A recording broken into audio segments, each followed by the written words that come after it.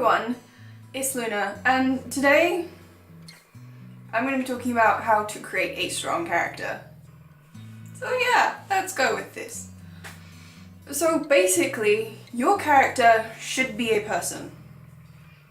You can base this character off of someone you know, someone you've seen, or a combination of your mind, people you've seen, and other people in real life.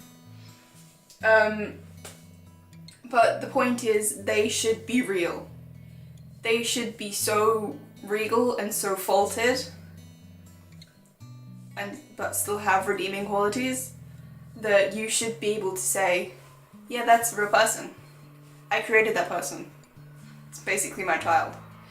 If you cannot say this, even about your antagonist, or the villain, then you've done something wrong. For instance, in my novel, Serena has a lot of shit to do. And it's all rather complicated and not the sort of thing that a teenager should have to deal with. But she does them because that's part of who she is. She is dedicated and loyal. But she has anger issues. She has a really hard time trying to control her anger, and she does not deal well with most forms of authority. So for instance, her father, who's been gone for most of her life, returns, and he starts acting very, very dad-like and says, you shouldn't be doing this, you can't do that, etc, etc, blah blah blah, whatever. And Serena hates this, so she obviously rebels. But she feels guilty about doing it afterwards because she's so loyal to her family. So yeah. So there's that. But there's also my secondary character, Cynthia. She is very, very strong, even though she is emaciated, essentially. And she had to be strong because it was just her and her little brother. And she had to fight to keep them alive. And I'm not going to say too much else because otherwise I'm going to ruin the story. But yeah, she had to fight so hard to protect herself and her little brother from everyone else that she had to be strong no matter how weak she physically was. But the problem with Cynthia is that because it's just been her and her brother, she has trust issues with most people, and it makes it really hard for her to make friends. And these are traits that real people have, because not everybody can make friends and not everybody will obey authority figures, especially if they're not wanted. And for Serena, she's been relatively left alone to do what she wants the majority of her life, so it's really hard for her to like conform to this new standard of rules and this new standard of life that she's gotta live. Yeah. Okay. But you've also got to think about the antagonist, who will, no matter what, they will be majority negative aspects of themselves. For instance, they'll be self-centered, narcissistic, paranoid, cruel, evil, etc, etc, typical villain qualities. But that doesn't mean they are purely evil, because no real person is purely evil. I'm going to take a real life example as of Hitler, because while he was the most utter, I can't remember the word for it, anti-Jew anti-anything dickhead in the world. He was a vegetarian and he loved animals. And while that doesn't make him a good person, it makes him mildly redeemable. I wouldn't say he's completely redeemable because what kind of douchebag would want to? But yeah, so they can't just be pure evil and they can't just be pure good. Because those two polar opposites, they just don't exist in the real world. Like, you get murderers and homicidal maniacs and utter pricks who just want to make everyone else feel as bad as they generally do. But they have to have a reason for it, and they have to have something about them, even if it's really minor, that will redeem them for what they do. That's another thing, is that they can't be perfect, and they can't be completely the opposite. They can't be completely grotesque and abominable.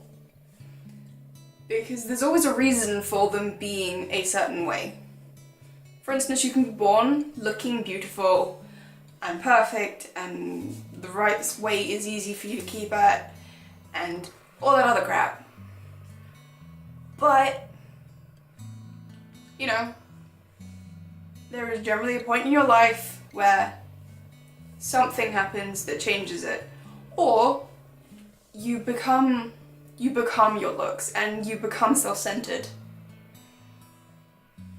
Because there are people who are born perfect and they become so focused on it that they stop being nice. They stop being real for the majority of the time. I'm not saying this is everybody, but there's most of the people I know. Yeah. I'm not saying if you look beautiful and everything that you're going to be an utter douchebag, because it's not necessarily true.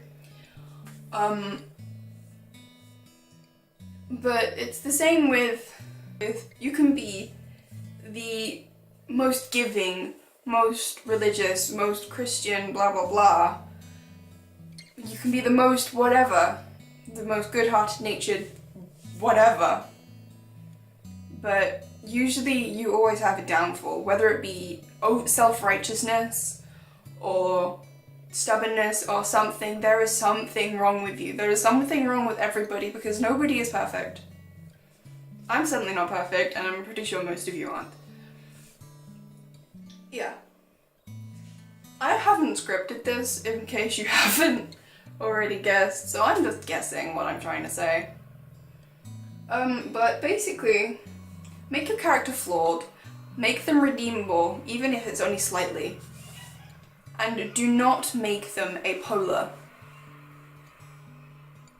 Like, your protagonist should not be the polar opposite of the antagonist, because if they are specifically beautiful and ugly, or loyal and disloyal, it's just gonna make it unrealistic, because people aren't just this opposing spectrum all the time. Because you will share some qualities with everybody. Like, well, you'll share at least one quality with somebody else. And for the most part, your antagonist and your protagonist will have some sort of connection before they realize that they're enemies. For instance, in the Hunger Games, Katniss and Snow, they were, it's complicated, this is what they were, but they had an agreement with each other because they agreed not to lie, and they continued this until the death of Snow. Spoiler alert for the Hunger Games if you hadn't already read it, but I'm seriously surprised if you haven't. So yeah, they had that one thing in agreement. They hated each other so much, and in the end Katniss killed him. Another spoiler, in case you hadn't already known. which it kind of gave them a connection, even though they hated each other so much that it ended up in one of their deaths. They had a connection. And in my story, Serena, she doesn't realize it, but she is in love with the antagonist of the first book. And the majority villain, which is the villain I have for the majority of the series that I'm writing,